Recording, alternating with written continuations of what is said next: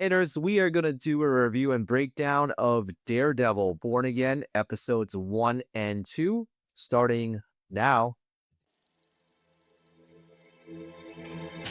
Welcome back to the Nerd Social. I am Colin. So, Nathan just did his season 1 review of Daredevil Born Again. I am going to be doing weekly breakdown videos of every episode until episode 9 comes out.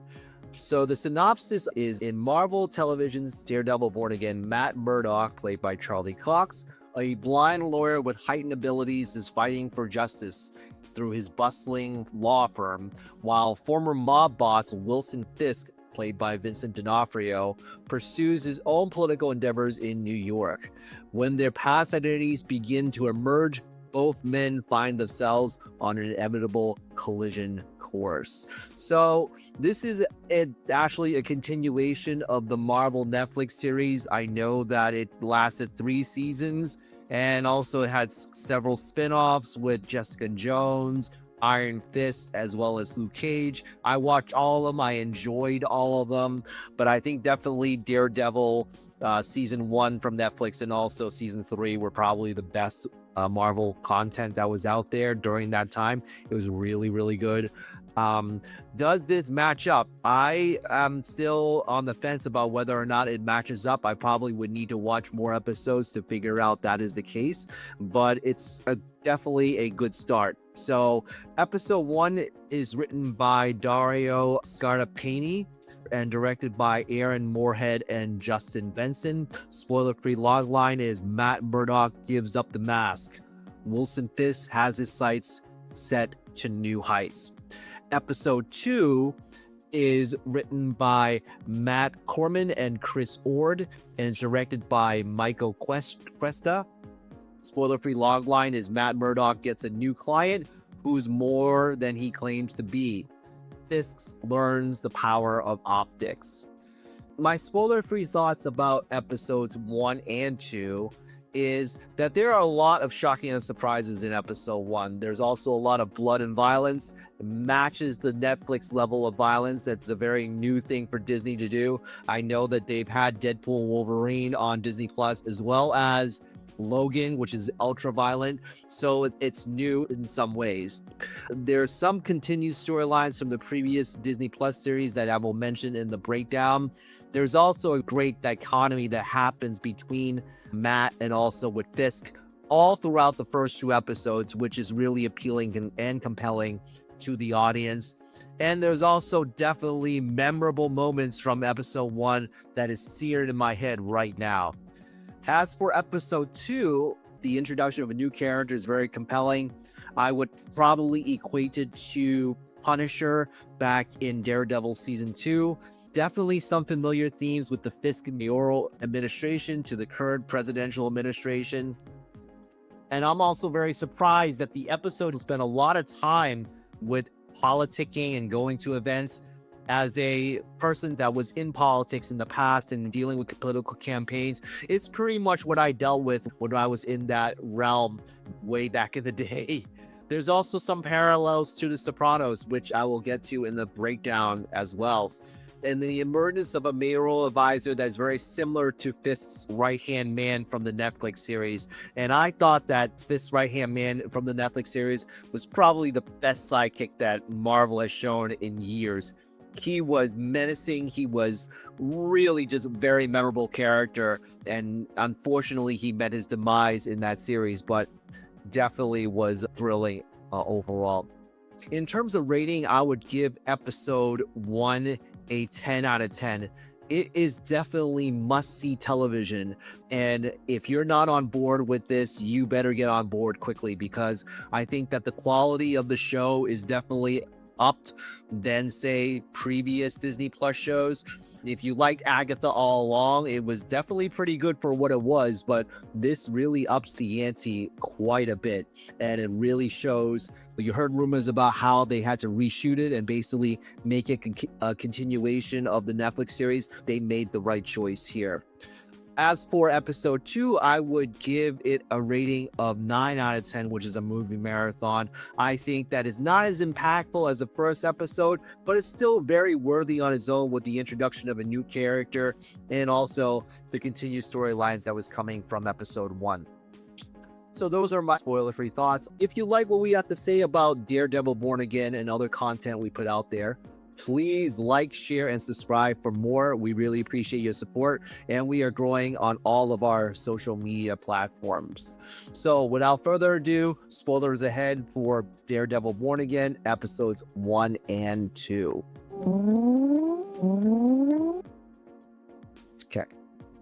So we start off with a very familiar scene. I remember from the Netflix series, I haven't watched it in a while, that it ended with the law firm of Nelson, Murdock, and Page. And these characters are very beloved, especially Foggy Nelson, Karen Page. And there was a lot of consternation when people said, oh, they're not going to be back. So I think that Marvel really pivoted and did some reshoots to try to bring back Foggy Nelson, Karen Page into the show. And it was very good to see some familiarity to the Netflix show and to make sure that they are a very significant part of Matt's life at this point. Unfortunately, we see that Foggy meets his demise as another character that was from season 3 returns in a very big way. And we also find out that 30% of the police force has left, but Josie's, the bar that a lot of the lawyers and also law enforcement frequent, is still around. Foggy also mentioned before this scene that he had worked for Jerry Hogarth, which is again from the Netflix series. We have established the fact that Daredevil and this unknown character named White Tiger are vigilantes. And Bullseye, with a very compelling arc in season 3, comes back and basically rips everything up, kills a lot of people in the bar, stabs Foggy, and Karen is pretty much in agony. We also see that Daredevil throws Bullseye off the roof. This is a very vicious scene that is reminiscent of season 1's hallway fight. It is still some of the most top-notch stuff that you'll see from Marvel, and this definitely does match it because of the anger that Daredevil shows. So there's a lot of blood, there's a lot of brutal deaths that is coming from Bullseye, and like I said, Karen's reactions are very similar to back in her debut in season 1 of Daredevil, probably even better than it was from her season debut because she was going through the ringer at the time. Then we fast forward 1 year later, we find that there are 15 candidates that are running for mayor of New York City. We also see that there's some tax incentives for people that are riding a bike for a primary mode of transportation to encourage bike lanes. I wonder if the New York City government is going to follow that policy. Who knows? And it also shows that Wilson Fisk is in an upside down angle eating dinner, so it goes right side up. Good use of camera angles. In this scene, Vanessa now runs the gangs that Wilson had left a power vacuum, so she's running the show. And then when Fisk steps in, everyone scatters away because they're still scared of him. And so there's definitely some tension between Vanessa and Wilson because of the way that Wilson just left her. Again, at the end of season 3, we find out that Daredevil made a ultimatum to Wilson to stay away from Vanessa, and he kept this word throughout to the detriment of himself, but at the same time Vanessa has very hard feelings about that abandonment. So we know that Fisk confirms that he is running for mayor of New York City. This is the carryover from the Echo post-credit scenes. He had about 20,000 signatures at this point. We all get to see Bibi Ulrich, who is Ben Ulrich's niece. For those of you that don't remember, Ben Ulrich was a major character in the Daredevil Netflix series that he unfortunately died. So there are a lot of deaths in the Netflix series. It really stuck because they died. Bibi Ulrich, very similar to the hit pieces that J. Jonah Jameson was doing, but definitely less tabloidic. And definitely a woman of the people. We see the sentencing of Bullseye, Benjamin Poindexter. The law firm is now called Murdock and McDuffie. So we saw Duffy here is one of the characters from Josie's Bar. She was working for the DA's office at the time, but now she's working with Matt in his own law firm. Benjamin Poindexter was given 11 consecutive life sentences, and we get to see Matt sees Karen for probably the first time since the murder. She has since moved to San Francisco, which brings up a lot of potential crossovers later on. Matt has also given up being Daredevil because of Foggy's death. It's very similar to Spider-Man 2. Matt is also beside himself when he finds out that Fisk is running for mayor, and there's also the tagline of Fisk can fix it, which sounds very familiar to another larger-than-life candidate who is now president. There was one person from the BB report that was saying shaking things up. That's also very interesting because that's what our current president is trying to do as well. We also see that Matt has been set up with a friend of McDuffie, who is Heather Glenn, and Heather Glenn happens to be a therapist. So Matt's law partner, McDuffie, pulled the strings to get them to meet. We'll see where this leads to in future episodes. I'm sure that she's probably going to be a major character all throughout. So we know that Cherry here is a former police officer. He is a private investigator now. So he is tasked with investigating Fisk's campaign. He also mentioned that half the police like Fisk and half of them do not. And he finds out that all of his financials are clean. Matt confronts Fisk at the diner. This is the diner scene from the trailer. Fisk also mentions that he tried to mentor someone, and we find out that was Echo. So he didn't name drop Echo at all. Matt also mentioned that Echo shot Fisk in the face. That was from the Hawkeye series. So it seems as though life and circumstances have changed both Matt and also Wilson Fisk, and their darker sides are hiding for now. At the end of this conversation, Matt basically gives Wilson the ultimatum to stay in their lanes and not get into any more trouble. We find out that Fisk wins 52% of the vote, and figuring out that whether or not Vanessa is much more of a sinister figure in the background like Melania, we don't really know. And also at the end of the episode, we can see that Fisk is now the white light and Matt is in the red light of hell, which I found to be very great symbolism, very similar to the camera angle. So he was like at the bottom of the hell, and then he's coming back into the light. And that's how episode 1 ends. We then start off with episode 2, where he becomes mayor, and so he gives out an address to call out all the vigilantes, the Punisher, Spider-Man, and also Daredevil. So we find out that he's trying to set a tone, trying to act tough against the vigilantes, very similar to how our current president is trying to act tough against immigrants and trans people. Same idea. We then find out that there's a man that gets in the middle of a subway fight on 168th Street. One of the people get hit by the subway, as you see here, and the other guy identifies himself as NYPD. We figured out who these people were later on in the episode. So we then get to the point where we see that Fisk is now at the mayor's office, and he mentioned to people that his father's hero was Fiero LaGuardia. His scars from his knuckles are still visible, and he's also used to people hating him. We see one of his advisors, who's a black woman, telling him that Vanessa not being present with him hurts him with traditional voters. This is an office parallel to Melania again. So Fisk really hasn't gotten over the fact that she cheated on him, and that was referenced in the first episode.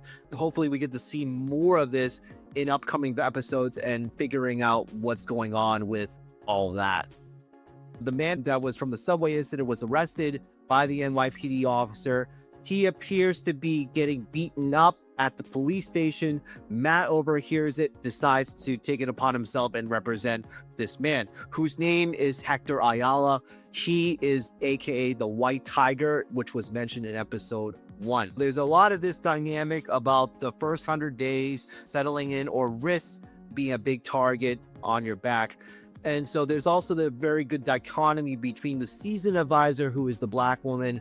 She's trying to curry favor, but then there's also these two white men that are trying to curry favor as well. One is a British guy and one who is very much of a advisor bro, who is actually portrayed by Michael Gandolfini, who is James Gandolfini's son.